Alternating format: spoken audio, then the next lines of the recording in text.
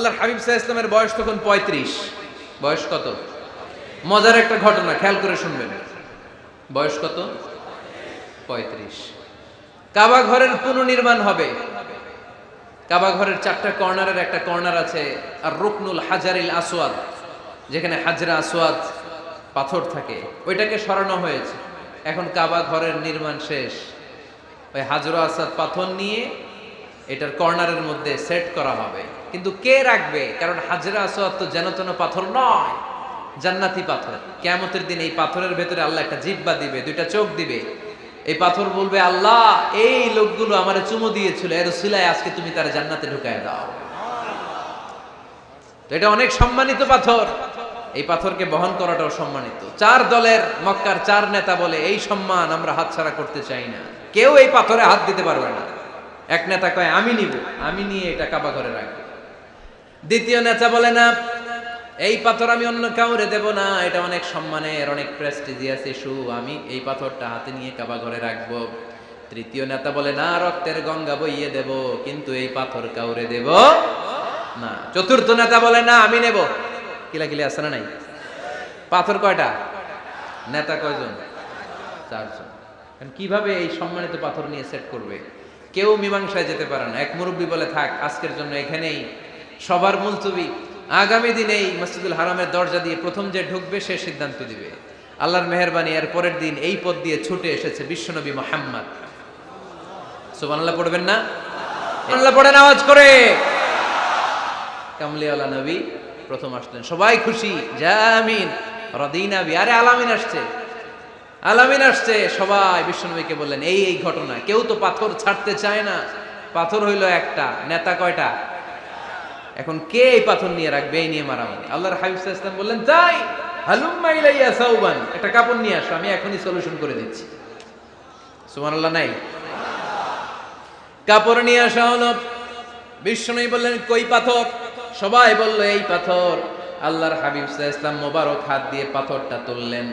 4 নেতারে বললেন, ও 4 নেতা, কাপড়ের 4 কর্নারে তোমরা ধরো। 4 নেতা কাপড়ের 4 কর্নারের মধ্যে ধরলো। বিশ্বনবী নিজ হাতে পাথরটা নিয়ে কাপড়ের মাঝখানে রেখে দিলেন।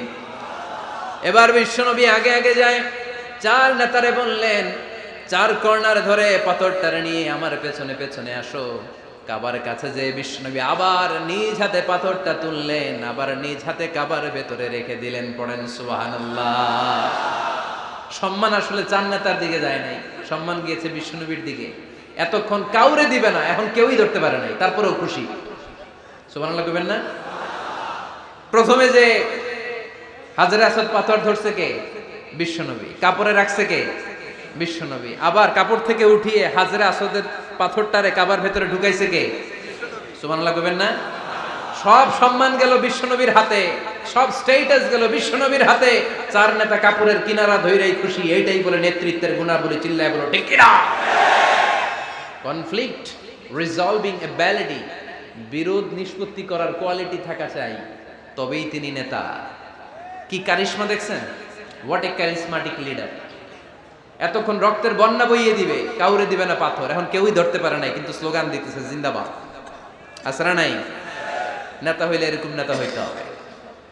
মদিনাতে আউস আর খাজরাজ গোত্রের যুদ্ধ 120 বছরের। কয় বছর? কেউ থামাতে পারে না, রক্তক্ষয়ী যুদ্ধ।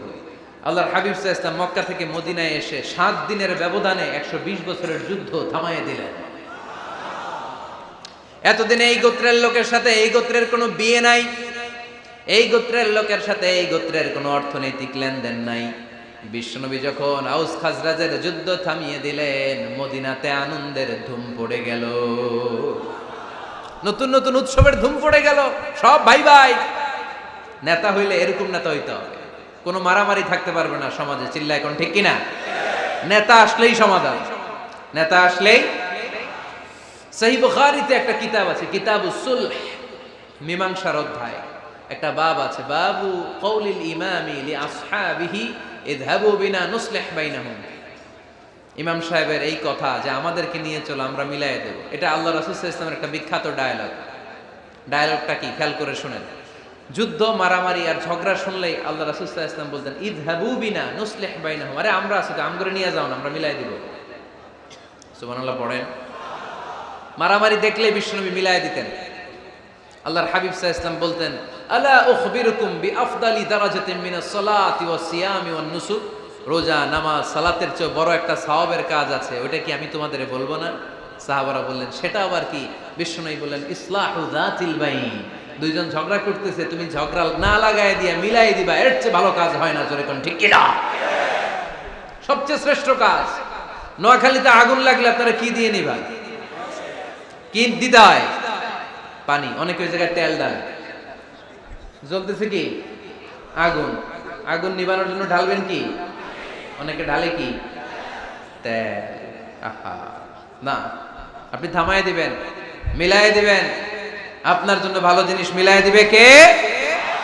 7 নাম্বার, ফারসাইটেডনেস, দূরদৃষ্টিতা, ভিশনারি অ্যাটিটিউড, ফিউচারিস্টিক। নেতা অনেক দূর দেখতে পায়, তিনি দূরদর্শী। কর্মী যত দূর দেখে, নেতাও যদি তত দূর দেখে, দেশ চলবে? কথা বলেন। কর্মী যদি দেখে 500 মিটার, নেতার দেখতে হবে কয় মিটার? 1000 মিটার। কর্মী যদি দেখতে পায় 1000 মিটার, নেতার দেখতে হবে কয় হাজার মিটার? 2000 মিটার। কারণ নেতা হবে ফিউচারিস্টিক, ভিশনারি, স্বপ্নবাজ, স্বপ্নচারী। নেতাকে স্বপ্ন দেখতে হয়, ওই স্বপ্ন জাতিকে দেখাতে হয়। চিল্লায় বলেন ঠিক কি না? মানুষ তার স্বপ্নের সমান বড়। আপনি কত বড় আপনার স্বপ্ন শুনলে বোঝা যাবে। স্বপ্ন সেটা না যেটা মানুষ ঘুমিয়ে ঘুমিয়ে দেখে, স্বপ্ন সেটা যেটা অর্জনের আকাঙ্ক্ষা মানুষকে ঘুমাতে দেয় না। আল্লাহর হাবিব সাল্লাল্লাহু আলাইহি ওয়াসাল্লাম স্বপ্ন দেখিয়েছেন সাহাবাদেরকে, বিশ্ব বিজয়ের স্বপ্ন, ইসলামকে বিজয়ী শক্তি হিসেবে দেখার স্বপ্ন। চিল্লায় বলেন ঠিক কি না? আল্লাহর হাবিব বলতেন, ইন্নাল্লাহা জাওয়ালি আল আরদা ফারাআইতু মাশারিকাহা ওয়া মাগারিবাহা। আল্লাহ তাআলা গোটা বিশ্বটাকে ছোট্ট করে আমার সামনে দেখিয়েছে। আমি ফুটবলের সাইজের এই পৃথিবীর প্রাচ্য পাশ্চাত্য, ডানে বায়ে সামনে পেছনে সবটাই দেখেছি। ওয়া ইন্না মুলকা উম্মতি সায়াবলুগু মা জুবিয়ালি। যত দূর আল্লাহ আমারে দেখিয়েছে, তত জায়গায় লা ইলাহার পতাকা পথ করে একদিন উড়বে। কোন একদিন এদেশের আকাশে কালিমার পতাকা উড়বে। সেদিন সবাই খোদাই বিধান পে দুঃখ বেদনা ভুলবে। এটাই আমাদের স্বপ্ন। চিল্লায় বলেন ঠিক কি না? স্বপ্ন দেখতে জানতে হয়। সুলহে হুদাইবিয়া চলতেছে, সন্ধি। 1400 সাহাবা নিয়ে বিশ্বনবী মক্কায় আসলেন উমরা করতে। কাফেররা বলে, গো ব্যাক, অ্যাবাউট টার্ন, ফিরে যাও, হবে না। আল্লাহ রাসূল সাল্লাল্লাহু আলাইহি ওয়াসাল্লাম অনুরোধ করলেন, দাও না, উমরার নিয়ত করে এসেছি। ইজার আর রেদা পড়ে কাফেররা বলে, না, আগামী বছর, এই বছর হবে না, চুক্তি করো। চুক্তির মধ্যে লেখা হলো, মা খাবা আলাইহি মুহাম্মাদুর রাসূলুল্লাহ। ঠিক আছে, চুক্তি 10 বছরের, মুহাম্মদ রাসূল সাল্লাল্লাহু আলাইহি ওয়াসাল্লামের পক্ষ থেকে চুক্তি। কাফেররা বলে, না, আমরা তো তোমার রাসূলুল্লাহ মানি না। তোমার রাসূলুল্লাহ মানলে তো মা সাদাদনাকা আলা শাই, তোমার সাথে কোনো ঝগড়াই নেই, রাসূলুল্লাহ কাটো। সাহাবীরা তেড়ে উঠলেন। ওমরে ফারুক বলেন, মুখ সামলে কথা বল। সুহাইল ইবনে আমির, তোর জিহ্বাটা আমি টেনে ছেড়ে ফেলবো, সাবধান। আমার নবী শেষ নবী, শেষ রাসূল মুহাম্মদ রাসূলুল্লাহ কাটার ক্ষমতা কারো নাই। আমি ওমর বেঁচে থাকলে কেউ কাটতে পারবে না। বিশ্বনবী বললেন, ওমর সরে যাও, কেটে দাও। সুবহানাল্লাহ কইবেন না? মুহাম্মদ রাসূলুল্লাহ কাফেররা মানে না। কাফেররা কয়, তুমি লেখো মুহাম্মদ ইবনে আব্দুল্লাহ, আব্দুল্লাহর বেটা মুহাম্মদ।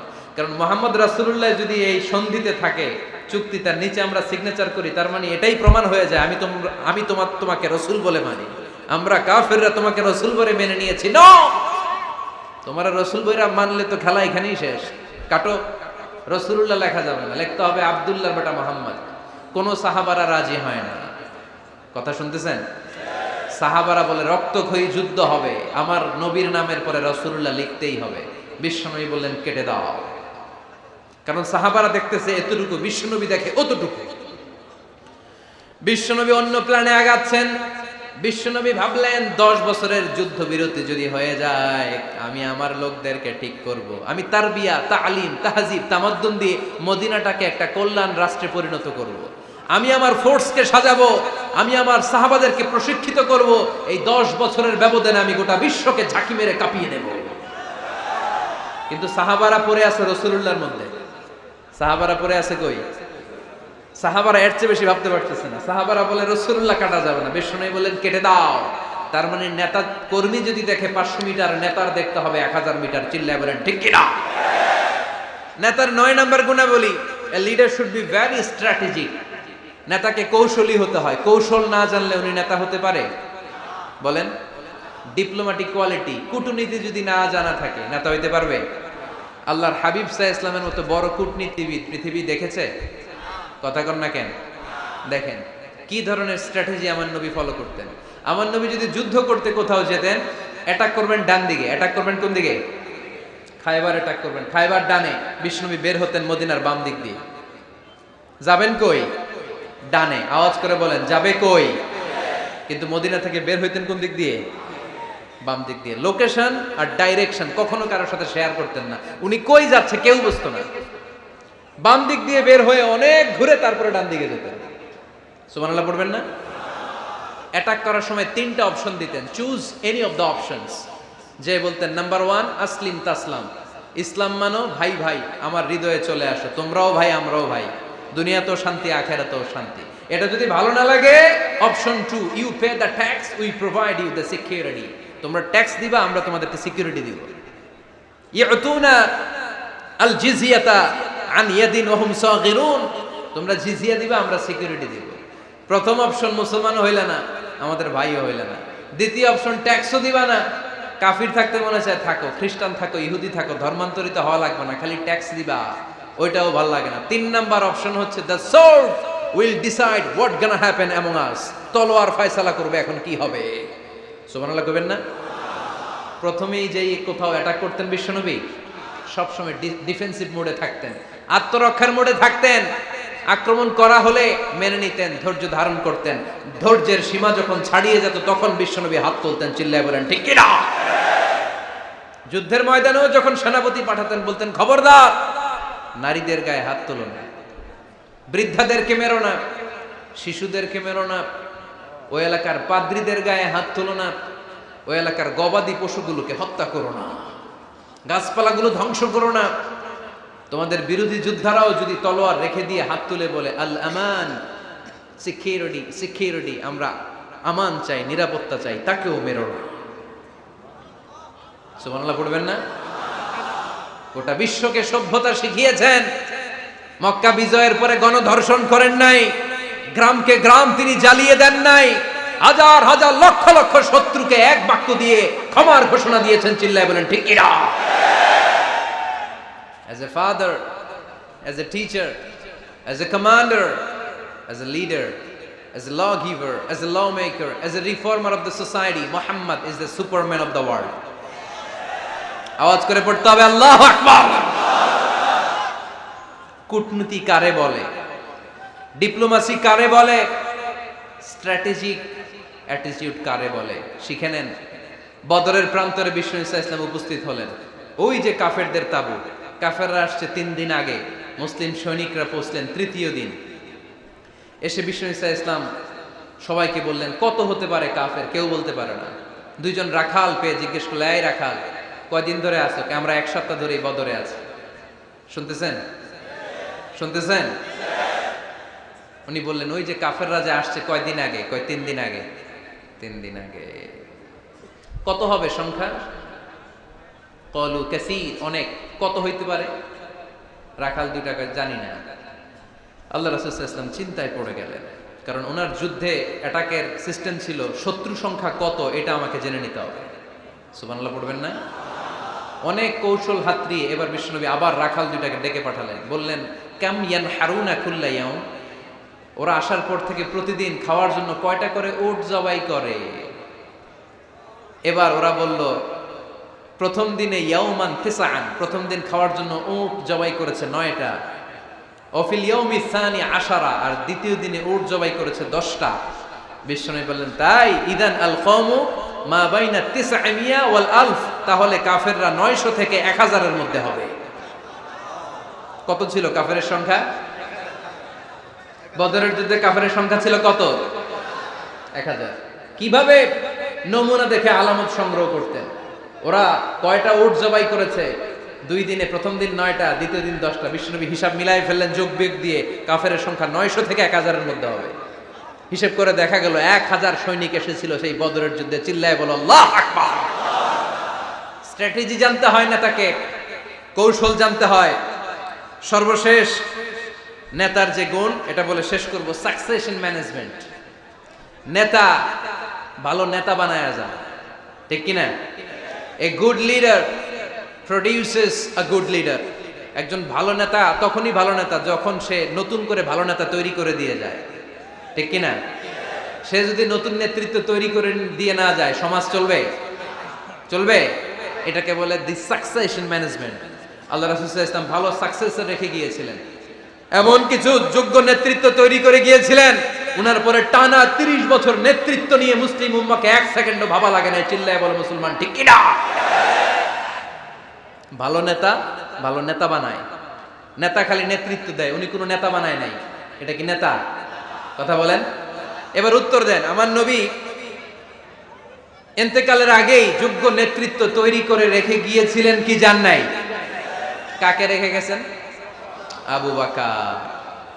আরহামু উম্মতি বি উম্মতি আবু বকর, এই উম্মতের সবচেয়ে রহমদিল। আর কারে রেখে গিয়েছেন? ওমর। আশাদ্দুহুম ফি আমরিল্লাহি ওমর। আল্লাহর জমিনে আল্লাহর দ্বীন বাস্তবায়নে সবচেয়ে কঠোর ছিল ওমর। ওনার ক্যারেক্টারিস্টিক এমন ছিল, কথার আগে হাত চলতো। জোরে কোন ঠিক কিনা? আল্লাহর হাবিব সাল্লাল্লাহু আলাইহি ওয়াসাল্লাম বলতেন, লা নাবিয়্যা বা'দি ওয়ালা রাসূলা, আমার পরে নবীও নাই রাসূলও নাই, তবে লাউ কানা বা'দি লাকানা ওমর, আমার পরে যদি নবী হওয়ার যোগ্যতা কারো থাকে, আমার ওমরের সেই যোগ্যতা আছে। প্রভু তুমি বলেছো রাসূল দেবে না, বলনি দেবে না ওমর, বলনি দেবে না হামজা তারি, খালিদ বিজয় সমর। প্রভু তুমি বলেছো রাসূল দেবে না, বলনি দেবে না ওমর, বলনি দেবে না হামজা তারি, খালিদ বিজয় সমর। প্রভু তুমি বলেছো রাসূল দেবে না। সুবহানাল্লাহ পড়েন।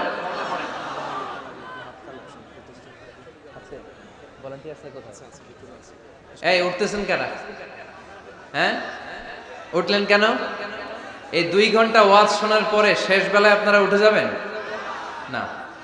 বিশৃঙ্খলা আমি দেখতে চাই না।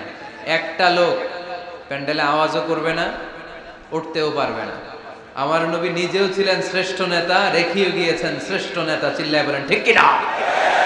সাইয়েদনা আবু বকর, সাইয়েদনা ওমর ফারুক, উসমান যুন্নুরাইন, আলী রাদিয়াল্লাহু তাআলা আনহু যোগ্য নেতৃত্ব হাতে কলমে প্রশিক্ষিত করে ওনাদেরকে রেখে গিয়েছেন। তাই মুসলিম উম্মার নেতৃত্বে সংকটে পড়া লাগে নাই। জোরে কোন ঠিক কিনা? জি। তো এইজন্য আমরা চাই আমাদের একটা সেন্ট্রাল লিডারশিপ থাকুক, কেন্দ্রীয় নেতৃত্ব, যেই নেতাদের নেতৃত্বে আমরা সামনের দিকে যাব। যে 10টা পয়েন্টস আমরা শুনলাম, আমাদের সব নেতাদের এই গুণগুলো থাকার দরকার আছে না নাই? এই গুণগুলো আমলে নিয়ে মুসলিম উম্মার এই নেতৃত্বের সংকট যেন আমরা কাটিয়ে তুলতে পারি। আল্লাহ তুমি তৌফিক দান করো, আমরা পড়ি আমিন। এখানে বিশাল একটা প্রতিষ্ঠান আছে, এই বিশাল প্রোগ্রাম থেকে শুরু করে অনেক খরচ ওনাদের হয়েছে।